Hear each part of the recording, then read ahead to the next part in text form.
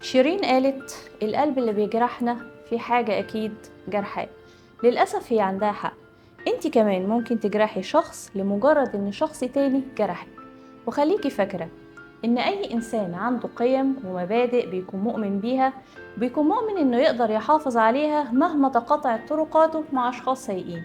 لكن الحقيقة ان ممكن جدا وخصوصا بدون وعي او ادراك منه يتصرف تصرفات مش شبهه نتيجة تأثره الشديد بأذى حصله من حد تاني، حد مش بيهتم بيه ولا بزعله. مهما يعمل له عمره ما بيقدر ولا حتى يشكر. الشخص المؤذي ده بتعرفيه من تصرفاته. فمثلا صعب جدا انه يبذل مجهود عشان العلاقة، زائد انه بيدي اي فعل بيعمله علشانك اكبر من حجمه مهما كان تافه عشان بيحب يركب الجمايل. بيقلب الترابيزة عليكي دايما فتلاقيه بيتعصب ويزعق في اي مشكلة تواجهكم، وما يعرفش حاجة اسمها حوار ولا حلول. عايز يعيش على حسابك وعلى حساب أهلك إن أمكن. لا بيحترم عقلك ولا مشاعرك، ومش مهم عنده إذا توصلي لمرحلة الانهيار ولا لأ، المهم تفضلي مربوطة جنبه. ودايما بيقلل منك وبيكسر ثقتك في نفسك. ويا سلام بقى لو ثقتك بنفسك أصلا مهزوزة، فعز الطلب بالنسبة له، لأنه بيعرف من أين تؤكل كتفك من خلالها. وللأسف بعض الناس لما بتشوف كل الريد فلاجز دي بتكمل بدل ما تهرب بنفسها، وبتيجي على نفسها عشان خاطر احتياج عاطفي بتتوهم انها ممكن تاخده منه.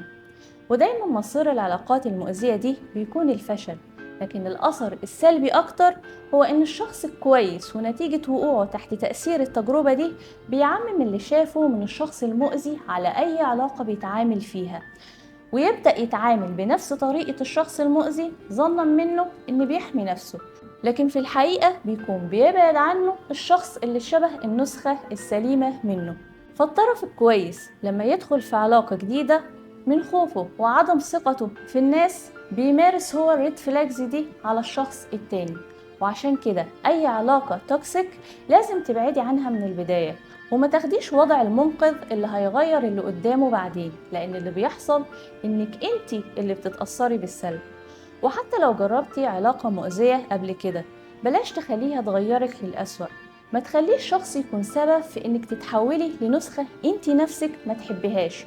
وعشان ده يحصل فانتي مدينة لنفسك بشوية مجهود تشتغلي فيه معاها على أفكارك وعلى مشاعرك وعلى سلوكياتك.